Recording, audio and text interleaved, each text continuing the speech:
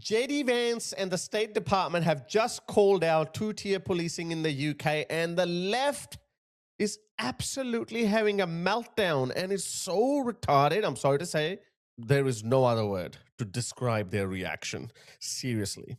Before I actually read you JD Vance's tweet, just have a look at this. This is two-tier Kia after George Floyd's death. Have a listen. Can I start by expressing shock and anger at the death of George Floyd? Oh. This has shone a light on racism and hatred experienced by many in the US and beyond. I'm surprised the Prime Minister hasn't said anything about this yet, but I do hope that next time he speaks to President Trump, he will convey to him the UK's abhorrence about his response to the events. Virtue signaling, interference, whatever you want to call it, but the left didn't see anything wrong with that at that time. Let me show you Shabana Mahmood. Many constituents have been in touch with me regarding protests across the United States after the murder of George Floyd. I share their anger at this unspeakable outrage. You can read my letter to constituents here. No, thank you. This is David Lemmy. Listen to this. Oh my goodness. Every time they virtue signal anyone, they just don't realize that it's going to come back and bite them in the backside. Listen to him. George Floyd looked like me. He could have been me. That's why his death reverberated around the world. People said none of us can breathe when we still face the issues of structural racism in our lives every day. That's why George Floyd's death sparked a global movement stretching from Minneapolis to Manchester to Mile End. Black and white people coming together to say Black Lives Matter. Isn't that nice? Isn't that nice, guys? Virtue signaling, you know, like some of us, I also thought, okay, you know what, fair enough. But I never liked the slogan Black Lives Matter. I was like, all lives matter. Like, what kind of a world are we trying to create? And because of that movement, they overcorrected any racism there was. I don't think there was. I really don't think there was. I am not a white person. And I have said it before, I have never, at least in Australia, which is supposed to be the most racist country, I have never experienced racism. I'm not saying that there is no racism. I'm sure there is, but I never experienced racism. So you can't invalidate my lived experience. So shut up. Look at this. So that was how British lefty politicians reacted. Look at how British lefty protesters reacted. Like, again, George Floyd happened in America. It's an American thing, okay? We shouldn't be discussing American politics being non-Americans. That's the premise, okay? Have a listen. Have a look at this. Look at this. These lefty protesters, they were tearing down statues. They were tearing down old statues of people from Victorian England and branding them as racists. And I think they threw this statue in the river or something. Okay, so the reason why I told you this is because now, as you know, Henry Nowak was murdered because he was white. And to make matters worse, the police that attended did not believe him, even though he was stabbed multiple times. He was drowning in the pool of his own blood. They found a pint of blood in his lungs. He couldn't even speak. And they put a brown man's word over Henry Nowak's visible injuries.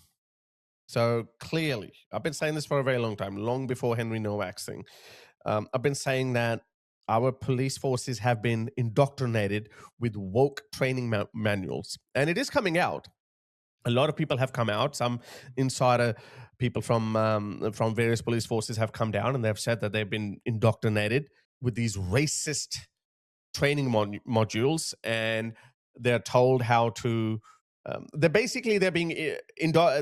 brainwashed with ideas that there is a thing like white privilege. You need to treat people of different races differently because everyone has a different journey. So what kind of a world is it going to create? It's going to create a world where there will be discrimination in the police's behavior, the way they conduct their investigations. So JD Vance said this, yeah? You saw this is how lefty British politicians reacted to George Floyd's death.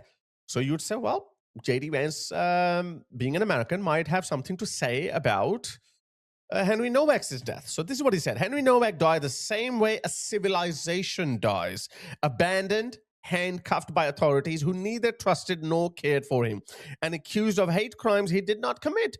His murder is as tragic as it is enraging. He should still be alive today, and he would be if the last few generations of European elites had stood their ground against the politics of self-hatred and the mass invasion of migrants, many of whom despite the West and the people who love it. By the way, more information is coming out about that guy, Henry Digwa. Yeah, Vikram Digwa, the murderer of Henry Nowak. And he's not a person of good character. His fellow students from his school, high school or college or whatever, wherever he was, have come out and they have said that he used to bring weapons to his school. He used to terrorize other kids. He was a thug, and it was only a matter of time when he would do something. And look, here we are. Henry was far from the first to so needlessly lose his life, and I fear he won't be the last. Yes, unless things drastically change. Each time a life like his is lost, the proper response, the only response, is righteous anger. This is a key word, righteous anger. You'll understand that afterwards, because you can't tell us don't be angry, because every time when someone says angry, they say, oh, are you insinuating violence? Are you inciting violence? No, that's why righteous anger is a correct term, because I am angry, but I'm not going to take matters into my own hands. I'm not going to encourage violence or incite violence or incite other people to break the law. One of the most important things the Trump administration has proven to the world is that stopping the flow of mass migration and defending national sovereignty is a matter of political will and leadership. Anything else is an excuse. It is because we love the West that we want to preserve it. Isn't that amazing, God? We need to use it. See, he's an American. He's an American vice president. But it's bigger than just individual countries like America or Britain or Australia. I've been saying this for a very long time. This is why I say there's a new identity emerging, which is built on Western patriotism. That's why I have created a Telegram group. The link is in the description. Join that, where Western patriots from all over the Western world come in and they share their thoughts. And it is important. We are, as I said, it is bigger than America or Australia or England or whatever. It is about preserving Western civilization. That's what it is all about. We love our civilization. We love our country. We love our children. And nobody should ever die the way that Henry Nowak died. May God comfort those who loved him, and may God rest his soul. So as soon as he said it, you guessed it right, there is an absolute torrent of hypocrisy, abuse, meltdown from the other side. Look at this. Look at this. David Lammy is being put in his place. Have a listen to this pathetic response. Some commentators are suggesting this is a take the knee for Henry Nowak moment. Would you take the knee for Mr. Nowak? Look at this. Well, I think to honour what that was family... a yes or no, Mr. Lammy? Would you take the knee for Henry Nowak? I think no, because, look, I don't think that the family are asking for symbolism. They're asking for genuine common sense policing, and for them, they want to see a reduction in knife crime, and of course they're concerned about some of the policing that they saw. So you on this agree? Occasion. Taking the knee is mere symbolism, isn't it? Really, it was a bit of a charade at times. That was a moment back then when we were still in the pandemic. What has the pandemic got to do with it? Are you taking the knee for the pandemic, or you're taking the knee to make a political point? You saw an opportunity. Something happened. A career criminal was arrested who apparently died of fentanyl overdose, not because of the officer's knee on his neck. I don't know. I have heard conflicting reports, but you heard him. Did you see how he tried to emotionally blackmail the public by saying, "Oh, it could have been me"? Why? Are you a druggie? Are you a junkie? Most people who don't break the law, they never even get to see a police officer. The only interaction I have with the police is when I see a highway patrol car. That's it. I want to go to the cops. They don't come to my house. Fingers crossed. But I do think it might happen at some point, because Anthony Albanese is trying to turn Australia into a police state. But anyway, It's not going to be over a violent crime. Why do you think it could be you? No. So, but again, this is the language they use. But look at him now. It's like, no, it was a different time. No, it was barely 4 years ago, 5 years ago, 6 years ago, actually.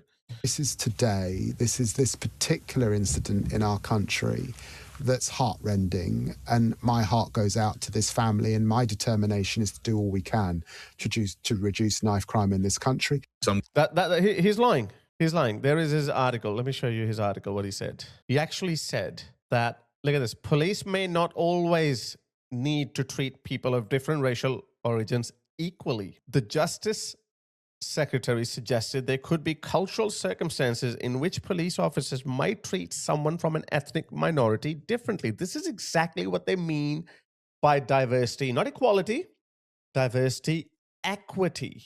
You know what that means? It's such a sinister word. On paper, it looks very nice and compassionate that different people have different needs. Therefore, you got to help them out equally. So for example, this is the example they use. They say, if I am an able-bodied man with both hands, I can go out and seek work and I can succeed. I have an unfair advantage over someone, let's say, who has an arm missing or 2 arms missing.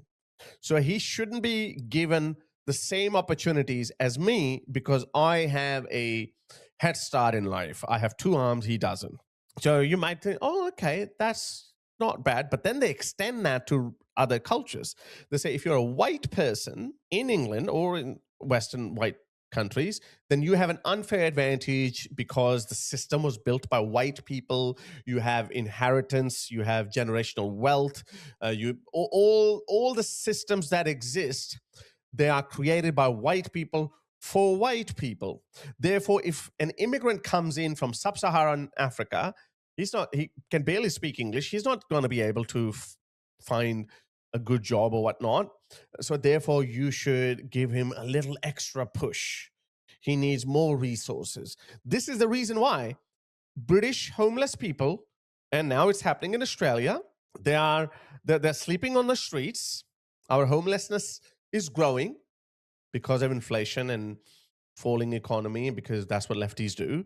And then on top of that, if you are a homeless person and you are a recent migrant or from a different cultural background, then you have a different priority list. I know a lot of people. Actually, Nuria Khan has told me this because she worked in a women refuge center. She's telling me that brown women who get assaulted by their husbands and they're running away from them, they immediately get a place somewhere in women's shelter or a separate house or something. But if a white woman comes, they have a different list for that. Do you see what I mean by that? Even though when you think about it, a white woman or a brown woman, they're both on similar circumstances and they should be treated equally. A white woman should not be punished just because she is white, but that's not how it works. This is what he means here. Police can't always treat races equally. And this is the reason, guys, why Henry Nowak was treated differently. They have actually released a full, I think 15, 16 minute long phone call that Henry Nowak, Vikram's, the murderer's brother, made to 999 or to the police. They have heavily edited that phone call because at that time they were trying to prove that, hey, look, it's got nothing to do with race. We didn't treat anyone differently. And it was a heavily edited phone call. But now that we know that people are not buying it, people are saying that, there was a discriminatory treatment and Henry Nowak shouldn't have died. So the police, Southampton police or whatever that police is called, they are now trying to throw the murderous family under the bus. And they're saying, we were misled by that person. We know you were misled by that person and his family. The question is, why were your police officers more inclined to believing him? Believing a brown family over someone who can't even stand up? That is a major flaw in the way our police forces are trained. So have a look at this. Now look at these people. So JD Vance and the State Department have commented on Henry Nowak's death. Look at this. Look at these shameless cretins. They're saying, we don't interfere in your politics. You shouldn't interfere in our politics either. Oh, really? You guys maximized George Floyd's death to the nth degree, and now you're saying that they can't do it. I reckon Trump should post about it too. We all should post about it. Well, we live in a globalized world. This is what you wanted, didn't you? Isn't that amazing? They are all for globalism. We're all one people and whatnot. And now that we have a globalist, Western patriotic identity emerging, whether you're in Australia or Britain or Canada or America, we all have a similar viewpoint vis-a-vis Henry Nowak's death. But now they don't like globalism. Now they want to be isolationists. Pathetic. Have a listen. Whoever takes on the Farage phenomenon, because it is one, has to be more muscular, more ready, more verbally equipped as a politician, more politically equipped as a politician in order to do it. That seems to be the bottom line here. He is, and he's also saying, and they also need to back it up with policy. So something else that he said in this interview is he's extremely concerned by the actions of both the Trump administration and Elon Musk in what he describes as a consistent interference in our domestic politics. We've seen the Trump administration, the State Department, tweeting what they've tweeted about, again, so-called two-tier policing and so on, getting involved in UK politics. But what a shameless people. Do they, like, when I say something and I feel like, oh, hang on a second, that might be a bit hypocritical, Harris, because you've done the opposite, I will immediately revisit my position, because obviously everything is out in the open for the world to see. The last thing I want is people to do this to me. Look at this, Shabana Mahmood, look at this. Many constituents have been in touch with me regarding protests across the United States after the murder of George Floyd. Yeah, so she's clearly commenting on a domestic issue in America. And here she is saying the scenes this evening in Portswood are completely unacceptable. The Nowak family made a powerful call to us all yesterday to not let Henry's death to be used to create further division, hatred, or tension. By the way, this was just a standard statement that they included, the Nowak family, because Henry Nowak's sister has been constantly retweeting or posting people like us, right-wing voices. There can be no justification for hijacking this tragedy to stir up violence and disorder. Those responsible can expect to face the full force of the law. They love to use this threat. I thank the police who have tonight shown great bravery and calm in the face of disgraceful violence directed at them. So she's a little bit more clever, but she's not looking as stupid as David Lammy, who literally the other side of the coin. And now he's saying he'll take the knee for George Floyd, but he won't take the knee for Henry Nowak. Do these people not understand that they have a hypocritical position? There should be alarm bells ringing in his mind that, ding, ding, I must reframe this differently, because the right wing is presenting this as the flip side of George Floyd, the other side of the coin vis-a-vis George Floyd's incident. Streeting is saying that, I think his exact phrase was that Musk needs to bugger off, and that the Trump administration, he thinks he would be saying to them, look, he as a former government minister and certainly as a potential prime minister would not give a running commentary on American politics. My word, there's but you did plenty to say, and I'm sure he, like all British politicians, have plenty to think. But as a general rule, government ministers don't comment on the domestic politics of the United States. And he's saying, I think most people across the political spectrum would agree with this, at least certainly in the Labour Party anyway. He's saying that is something that the UK government ought to communicate to the Trump administration, that we don't comment on your politics. You know what, lads? Maybe you shouldn't comment on ours. Okay, so let me steelman their position. So they're hiding behind the fact that when we, i.e. when Shabana Mahmood and David Lammy and Keir Starmer, when they were giving their running commentary on George Floyd's incident, then they were not in power. Okay, all right, let's take that point on board. Now let's listen to Tuti Akir again. If that were true, so this is clearly a dishonest position, because look at this. He's asking the then Prime Minister Boris Johnson to comment on George Floyd. Yet, but I do. Look at this. I'm surprised the Prime Minister hasn't said anything about this yet, but I do hope that next time he speaks to President Trump, he will convey to him the UK's abhorrence about his response to the events. So was Tuti Akir lying at that time? Was Tuti Akir... Well, how does he explain that? I don't know. So again, they can come up with any excuse they want. We know who they are.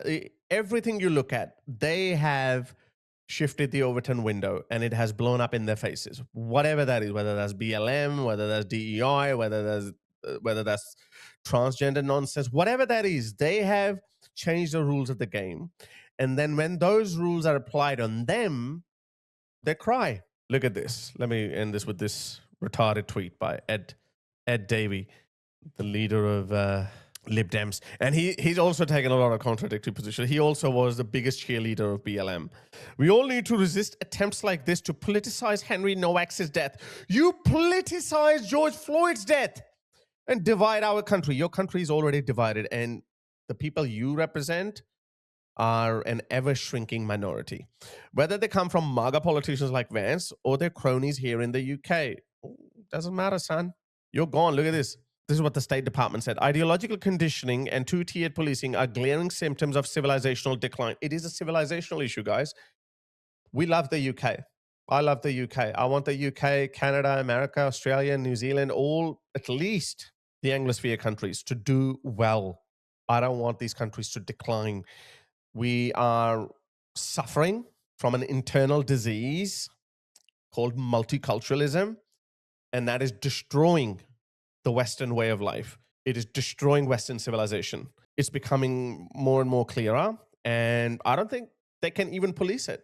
They can't tell us that we can't talk in these terms. Western civilization is under a direct threat. There is a side which is more aligned with the enemies of the West, and there is a side which is standing up for Western civilization, and I think you know which one is which.